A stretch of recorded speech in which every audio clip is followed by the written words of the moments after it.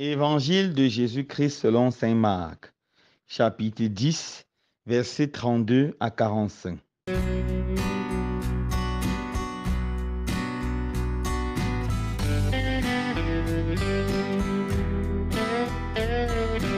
En ce temps-là, les disciples étaient en route pour monter à Jérusalem.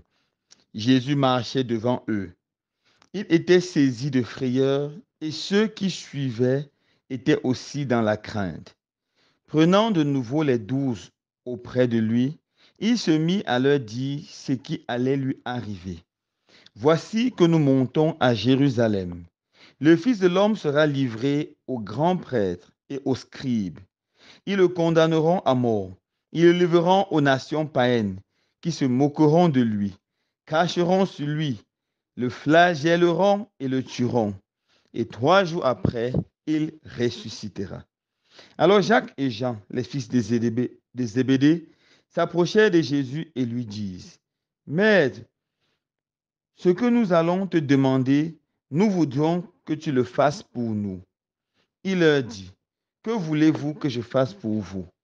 Ils lui répondirent, donne-nous de siéger l'un à ta droite et l'autre à ta gauche dans ta gloire. Jésus leur dit, vous ne savez pas ce que vous demandez. Pouvez-vous boire la coupe que je vais boire, être baptisé du baptême dans lequel je vais être plongé? Ils lui dirent, nous le pouvons. Jésus leur dit, la coupe que je vais boire, vous la boirez, et vous serez baptisés du baptême dans lequel je vais être plongé. Quant à siéger à ma droite ou à ma gauche, ce n'est pas à moi de l'accorder, et à ceux pour qui cela a été préparé. Les 10 autres qui avaient entendu se mirent à s'indigner contre Jacques et Jean. Jésus les appela et leur dit, vous le savez, ceux qui l'ont regardé comme chef des nations, ceux que l'on regarde comme chef des nations, les commandent en maître. Les grands leur font sentir leur pouvoir. Parmi vous, il ne doit pas en être ainsi. Celui qui veut devenir grand parmi vous sera votre serviteur. Celui qui veut être parmi vous le premier sera l'esclave de tous. Car le Fils de l'homme n'est pas venu pour être servi, mais pour servir et donner sa vie en rançon pour la multitude. Acclamons la parole de Dieu. Louange à toi, Seigneur Jésus.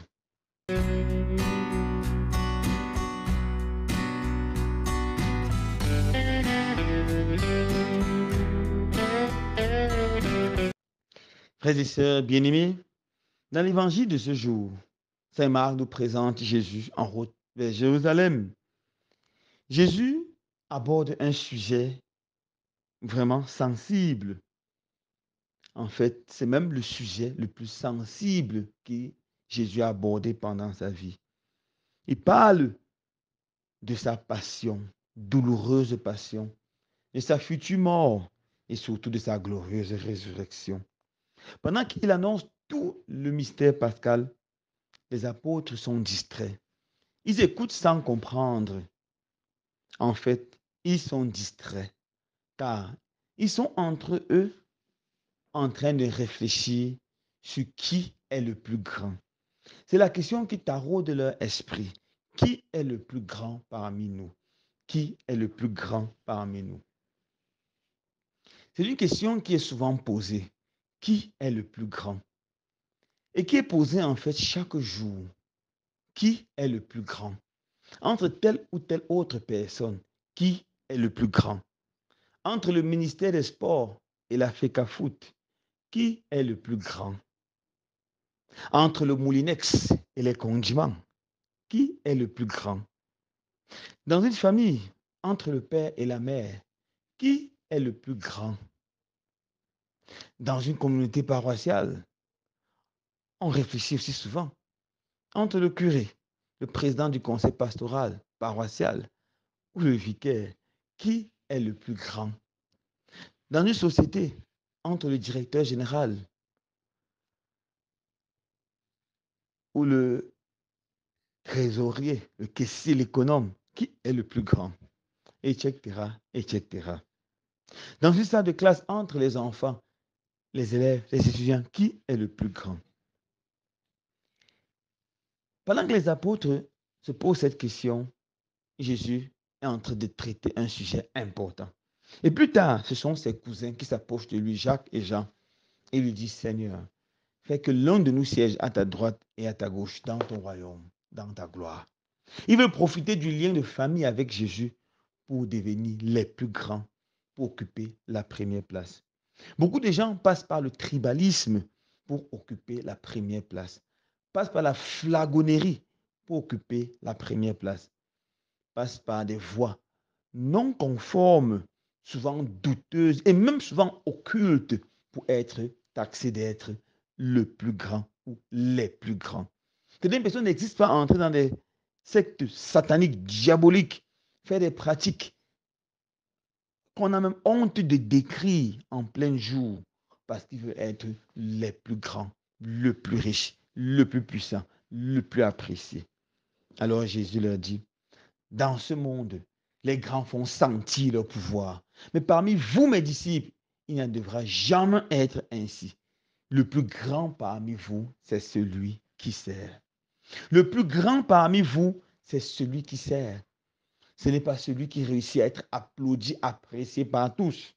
Ce n'est pas celui qui réussit à écraser tous les autres, broyer, détruire.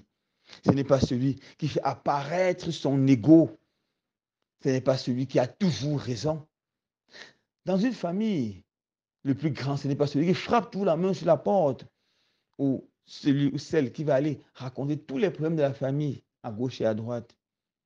Dans une communauté paroissiale, le plus grand n'est pas forcément celui qui a le plus haut titre. Absolument pas. Pour Jésus, le plus grand, c'est uniquement et exclusivement celui qui prend le tablier et se met au service de ses frères. Le plus grand, c'est celui qui sait servir. Le plus grand, c'est celui qui sait ouvrir les yeux et voir le besoin de l'autre et lui venir immédiatement en aide. Le plus grand, en fait, c'est celui qui sait aimer, car l'amour s'exprime de façon parfaite dans le service. Et Jésus conclut en disant, le Fils de l'homme n'est pas venu être servi. Non, absolument pas. Il est venu servir et donner sa vie en rançon pour la multitude. Alors mon frère, ma soeur, si tu continues à te faire servir par les autres, applaudir, apprécier, si tu continues à faire ton ego te pousser progressivement, mais sûrement vers la tombe, la solution pour sortir de cet enfer, c'est d'apprendre à servir dans la simplicité et dans l'humilité. Un service qui va jusqu'à donner sa vie pour l'autre, donner son temps pour l'autre, donner son énergie pour l'autre, souvent même ses moyens financiers pour l'autre. Voilà ce que Jésus attend de chacun et chacun d'entre nous. Que le Seigneur donne la grâce d'être des véritables serviteurs et des véritables servants, en sachant que le plus grand, ce n'est pas celui qui laisse son ego le dominer, mais le plus grand, c'est celui qui sait servir et rien que servir. Loué soit Jésus-Christ.